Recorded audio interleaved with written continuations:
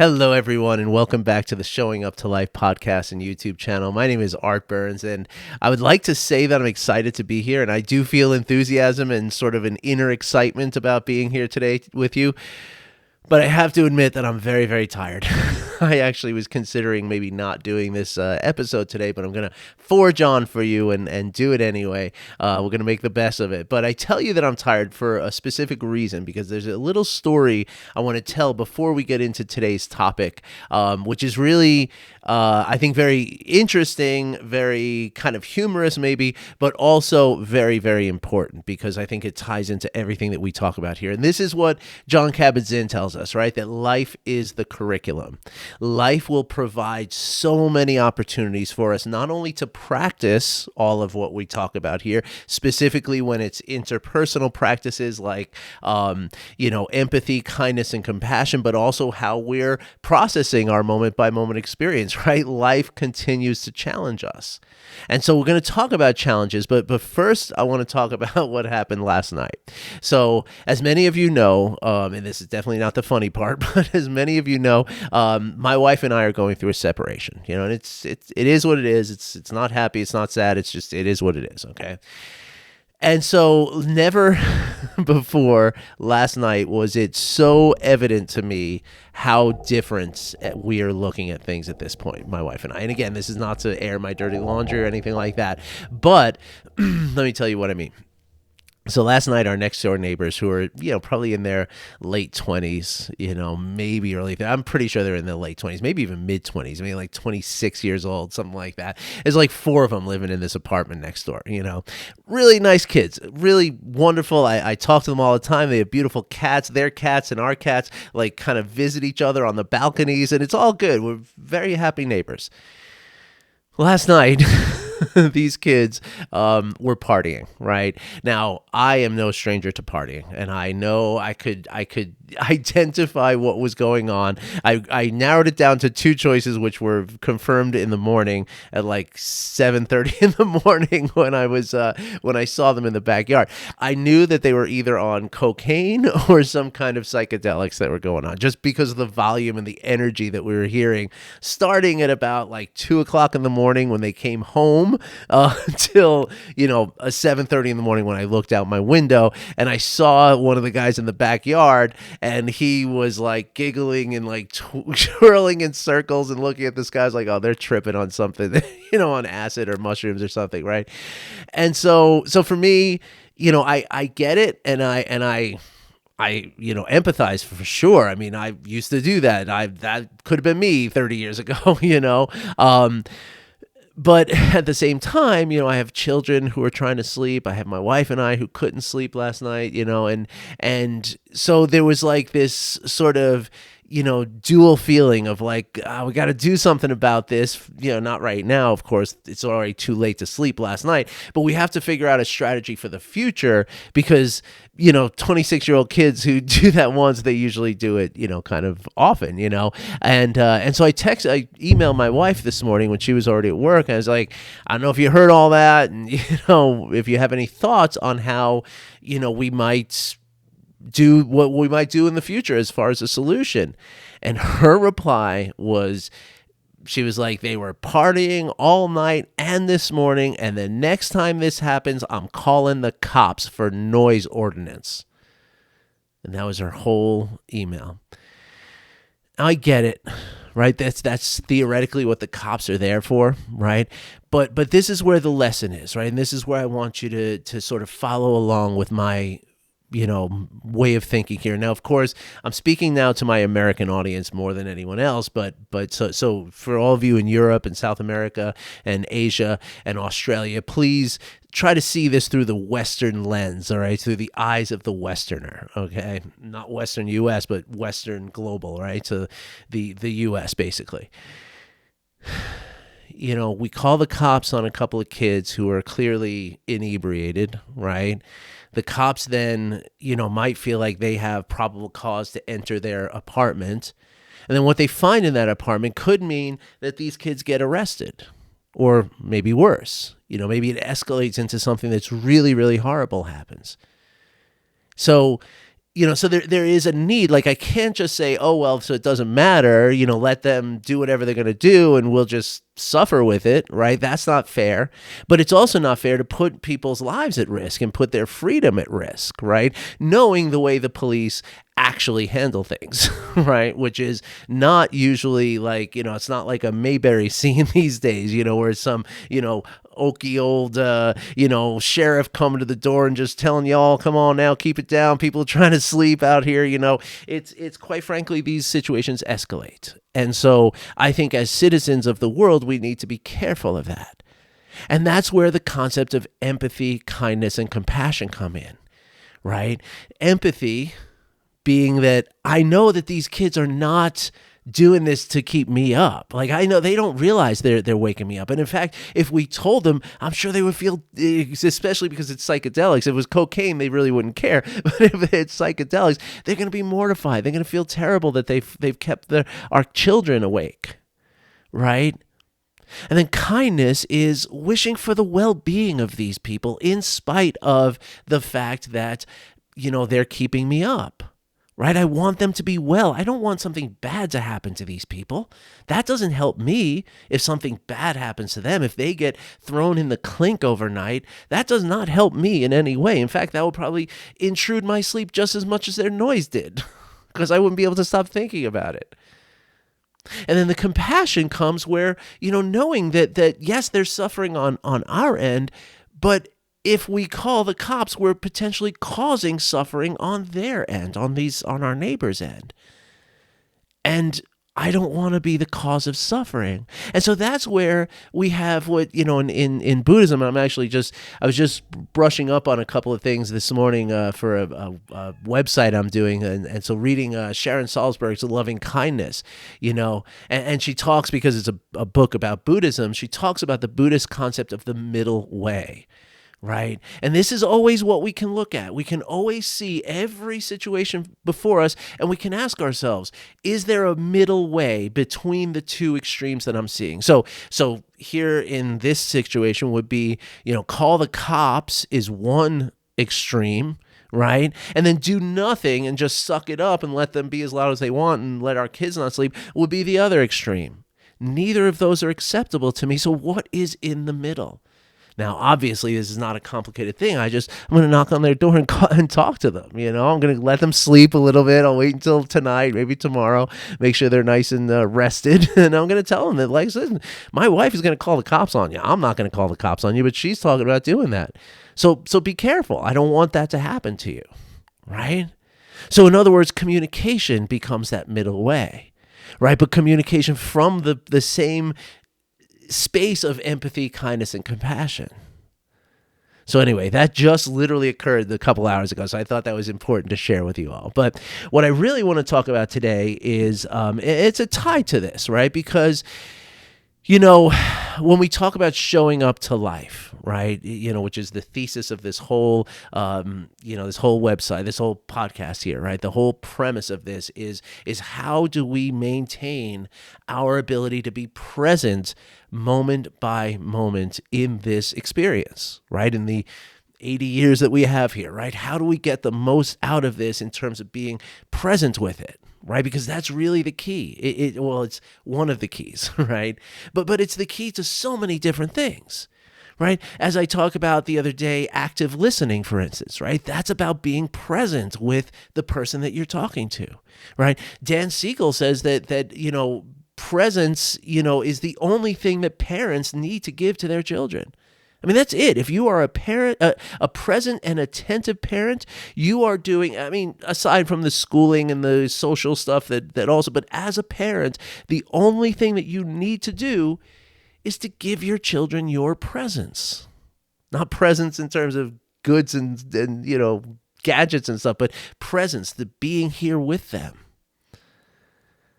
And so one of the biggest challenges to being present, to really being here and showing up with the clarity and with the kind intention and the open awareness, moment by moment, one of the most common things that pulls most people away from that or blocks most people from accessing this is stress. because stress is it's a body function, right? It's a body response. Stress is, right? But it's a response to the emotions of how we believe things are happening. Okay, so I always talk about the body, the emotions, the thoughts, right? So when we are experiencing something, we think we have a story about this something that says, this is scary, this is bad, this is going to hurt me. Then there's an emotion there of fear, right? That's not hard to put together. And once we feel that fear, our body enters the stress response, because the only way the mind and the nervous system know how to keep us safe from whatever it is we fear, there's only one trick it has, and that is the stress response. Now, the stress response, just as an aside, the stress response itself is a very wide-ranging thing. Like even depression is a stress response. It's just a hypo arousal of stress response. But for most of us, stress includes what we call hyper arousal, right? Where we get very tense and our heart rate increases, our blood pressure rises, our respiratory system speeds up and becomes more shallow. Right. And in the superlative versions of these, we would be looking at heart palpitations. We'd be talking about high blood pressure, and we would be talking about hyperventilation. Right. That's what the end terminus of the stress response looks like for most people. Again, unless we're talking about the sort of, other side of it, in which we go into like a faint and fawn from the fight or flight. But that's not what this is about. Let's just talk about just stress in general. Okay. Now, most people, I mean, when I talk to people about stress all the time, I find this to be very, very common, is that there's a confusion about the stress and the thing that causes the stress. Like most people will say, my job is so stressful, right? Or family life is so stressful. I can't with this stuff anymore, right? But really, what we're talking about there are stressors, right? Your job includes stressors. Your family life or being in a family includes stressors. stressors, okay? Pardon me. The stress is your response to the stressors, okay? Now, this is very, very important. It's a very important distinction to make, not just from a semantic, vocabulary kind of etymology level, but it's very, very important to understand that for the reason it's important to understand the difference and the discerning difference between the stressor and the stress in the body, because when we understand that, we can start to see how not everybody responds to stressors the same way as a uniform thing, right? I often, will bring up like an emergency room nurse in this situation, right? There are very, very few people in this world who can handle being an emergency room nurse and handle it effectively and with longevity and without damage to their bodies. Very, very few people could do that. And I am not one of them. Okay. I mean, I say that in a little bit of jest. I probably could do it more now than I could have in the past, right? But still, it's not something that I would be very adept at, right? And so what's the difference between an emergency room nurse and Art Burns here, right? We both have hearts, we both have lungs, we both have all the same internal organs, we both have a brain, we have eyes, ears, nose, mouth, skin to touch, right? We all experience life moment by moment. It's all, what's the difference between me and them? It's not like they are a different breed of human, right? But yet there is a very, very strong biological difference. Okay, it's not just now. Yes, it does include the way we perceive things, right? So an emergency room nurse has gone through lots of training. She or he has, put themselves in a place where knowing that it's going to be very, very difficult, so they don't see the difficulty as dangerous to them, right? So there's no fear involved, right?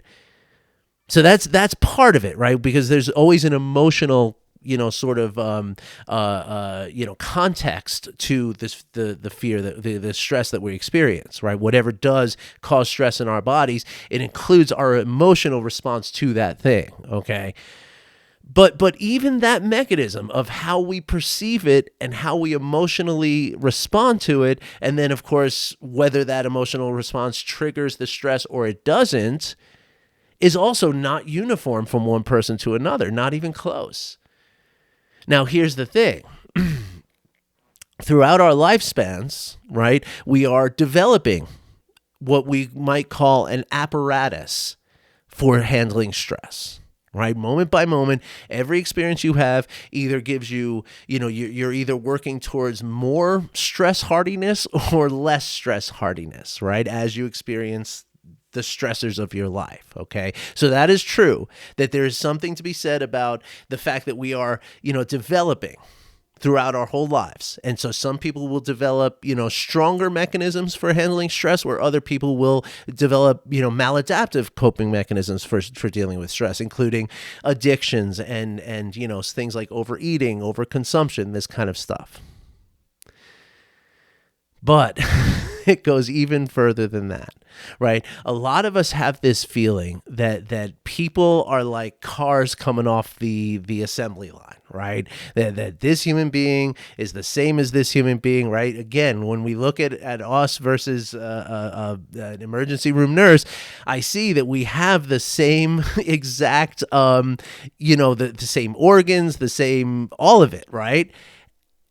And so it's easy to see that, or it's easy to sort of perceive that we're all alike in this sense, but nothing could be further from the truth, right? That and again, yes, we are going to account for the fact that you might have grown up in a home that was more or less stress hardy, right? Where you watched people respond to things in a more or less emotional way, which is going to influence the way you handle those things, right? Sorry to repeat myself on that, but this is important. Because even though that is true, right, it's very easy for us to think like, I'm doing something wrong because I can't handle this stress. Why can't I handle it the way that person can? And here's the thing, right? That this biological apparatus that we have of managing the stress response, right? Which is to say the threshold at which the stress response begins, right? What triggers it for you versus what triggers it for me is a different point. All right. But it was a different point on the very moment we were born. It was different. It's not just the conditioning that we live through. It's our starting point is different. Let me explain. Okay. There are some fascinating science out there about this, right? On the maternal end, right? We can look at that when my grandmother was pregnant with my mother, all right, the eggs, the ova that became me and my two sisters were already in my mother's embryonic body at 4 months of gestation, which means, and we now, through exhaustive and beautiful science, we know that the ova that was me in that embryo is actually experiencing whatever stress in terms of the stress hormones that my grandmother experienced at the time when she was pregnant, okay, with my mother. And then, of course, so that means that, so for me, and I've talked about this here before, but that means for me, so for instance, right, one example is that my grandmother, my mother's mother, lived through the Great Depression. And she was a really tense and catastrophizing person. Right. Everything was like I referred to my mother the other day as Chicken Little. The sky was always falling. Even tipping over a glass of water would be the same as tipping over a jug of acid. Right. Not the kind my neighbors were doing last night, but the kind that burns holes through things. Right. And so this is what I was then born with. But it goes even deeper than that, because as my mother is going through her life being parented by this chicken little woman, my mother is practicing ways in which to increase that tension and keep that stress response even closer. Okay, she's practicing being a stressed out person, basically.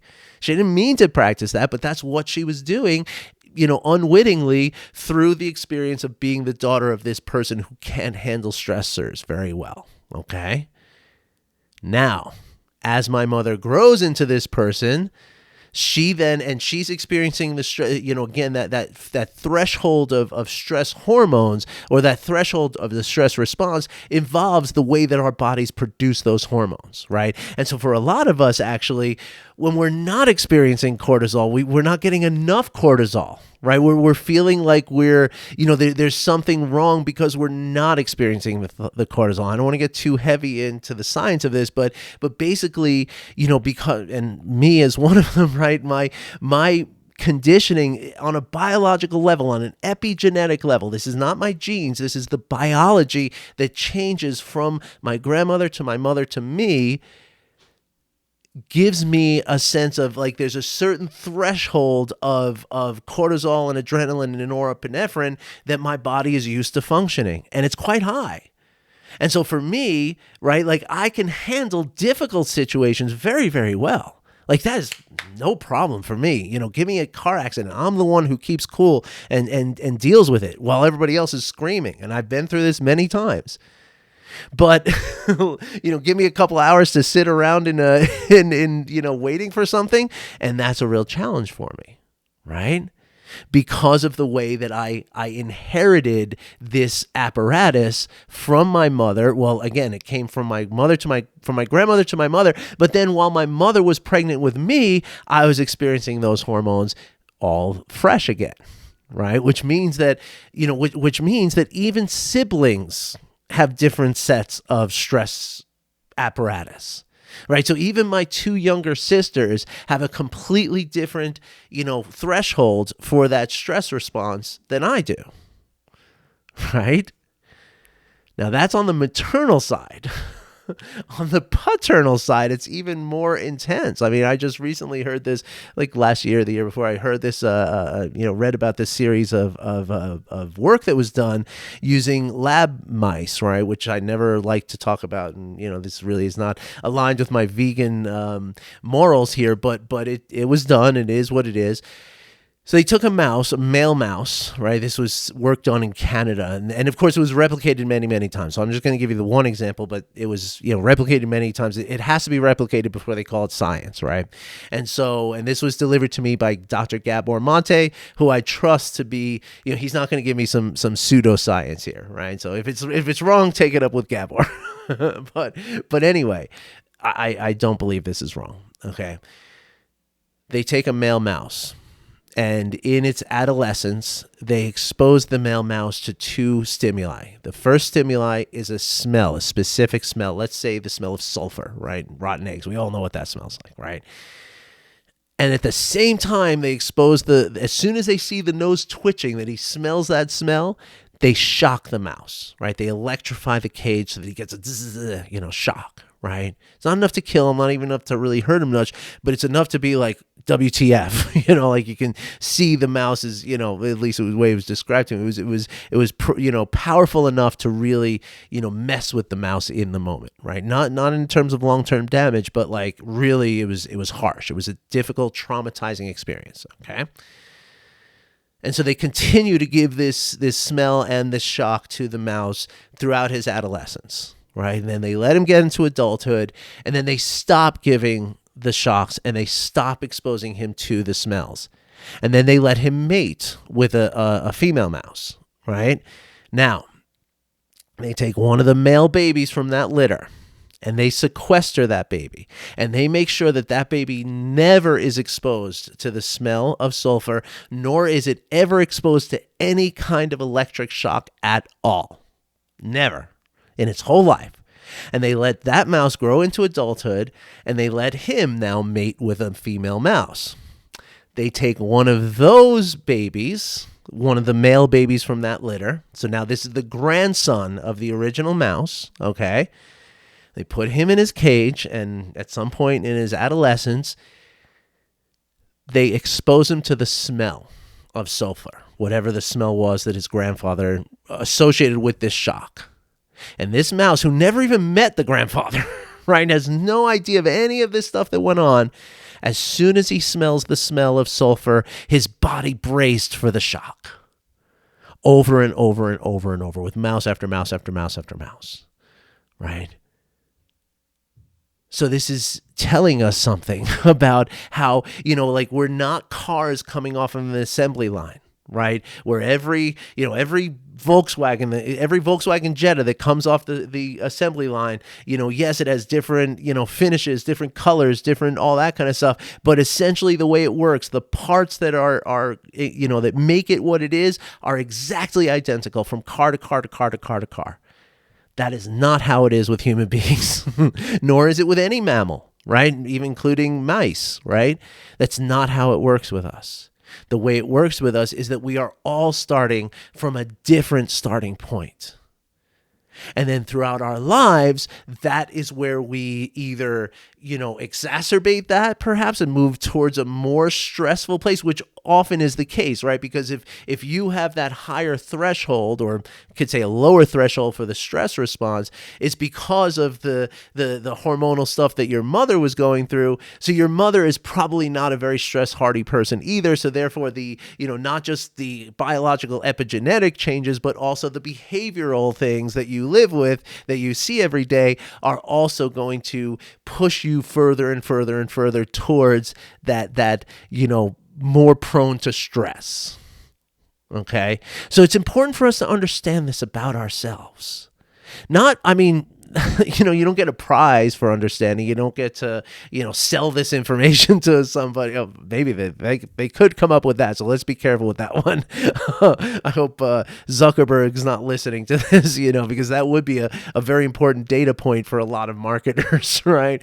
But the point is that this is not something that we understand because we, it's not something that's going to gratify us necessarily about knowing something like knowing your ancestry. Like, oh man, I have some, African in me or something like that, right? It's not, yes, it's cool to know that, and to know the story of your ancestors and stuff is cool in that sense, but it's also very, very important for our self-awareness.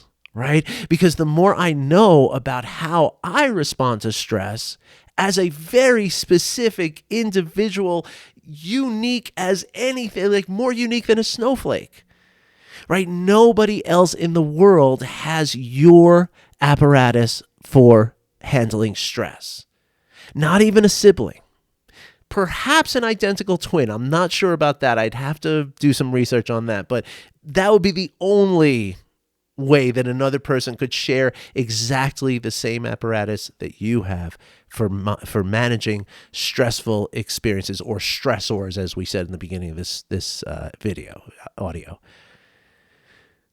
Okay, so why is this important, right? Because we need to know when we know where our system fails, which is when we fall into the stress response, we then know where our system is likely to succeed. Right? And this gives us a sense of self-confidence. Knowing that, and because self-confidence is not about being brave and about being courageous and just always, don't worry about anything and just, be, always just jump into it, right? Self-confidence has as much to do with knowing when we're not going to handle something well, right? Like I said a moment ago with the police, right? I know that if the police come here, that's going to be a potentially very negative situation. But my wife, she considers the police as the biggest ally. That's the first thing that she thinks to do. The police are just the police, but how I respond to the police and how my wife responds to the police and how my neighbors with their stash are going to respond to the police is completely different. And so knowing this allows us to make wise choices for ourselves, knowing that if I'm going to go into this particular situation, and if this if this challenge confronts me, I am challenged by that. I'm not going to handle it so well because of my stress. It doesn't mean that I avoid that. It doesn't mean that I say, okay, well, I can never go to the DMV because it stresses me out, so screw it. I'm just going to drive without a driver's license, right? But instead, because then we get back to the cops, right? But what it means is that, okay, I have to go to the DMV, so I know that it's going to stress me out. So since I know it's going to trigger the stress response in my body, what then can I do to help myself moment by moment through the experience of the DMV that I just have to do because I need to get my driver's license, right? And the answers to those are as unique and specific as the stress response itself. Different things work for different people, but that's what the practices of mindfulness are all about. Because in those moments, universally, what we can look at, right, is we can look at connecting to the different people who are also at the DMV, feeling empathy, kindness, and compassion for the person on the other end of the other side of the glass, knowing that they've dealt with so many people today that probably were not nice to them, were not kind, were rude and demanding and, upset that they got bad news and all that kind of stuff. We know that this person's been dealing with that all day long. And to them, I'm just another one of those people stepping up, right? Ready to cause them their own stress. So I can take all this in. I can hold this in my conscious awareness, which then will make me feel safer, knowing this about this other person. The other thing I can do is to monitor myself moment by moment and continuously check in. Okay, where's the tension? Oh, there it is. It's coming. Okay, focus on my breath for a few minutes.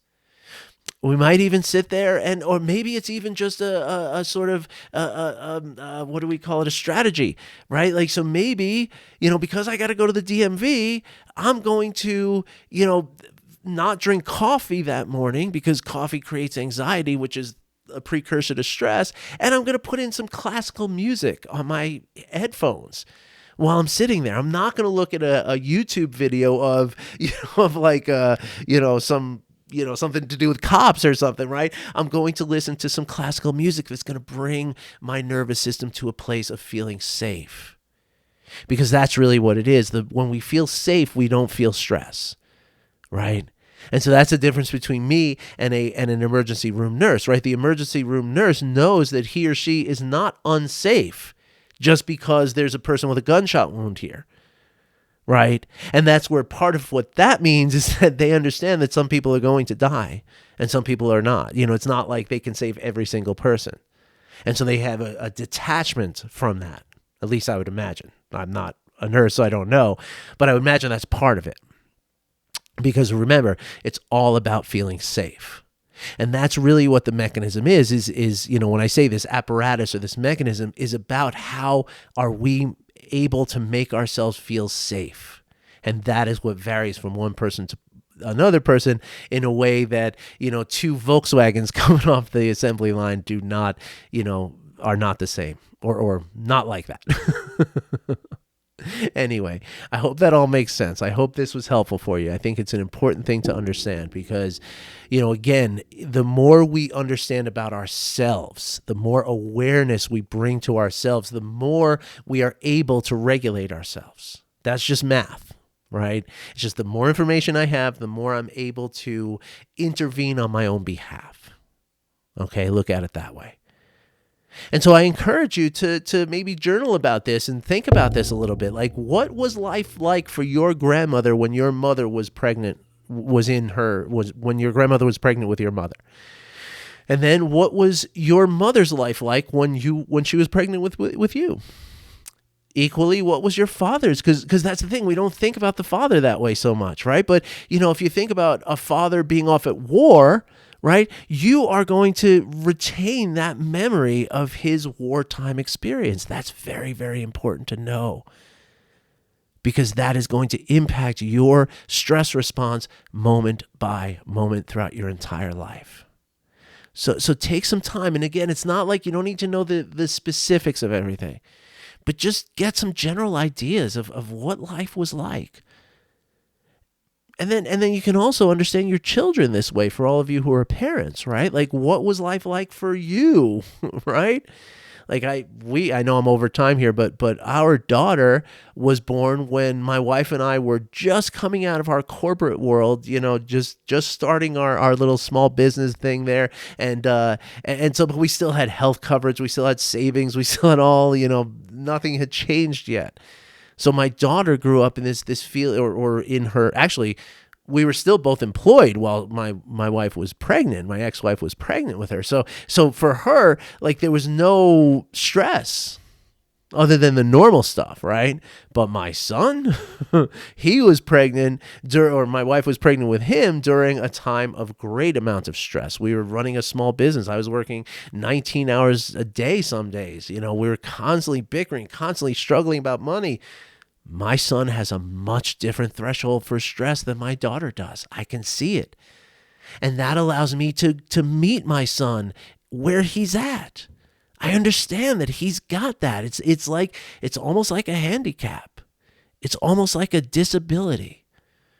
I mean, technically it is. So if you have any questions about this, let me know. I know I've gone on here. Oh, we're way off. We're 6 minutes over time here. So let me know if you have any questions. I'm going to stop talking now, and I'm going to hope that some of you reach out to me and ask me about this, because it's super important. And there's lots more, practices we can do around this. All right. So let me know if you have any questions, or if you want to learn about any sort of specific practices around this. All right. I wish you well. I'll be back again soon. Take care, everybody.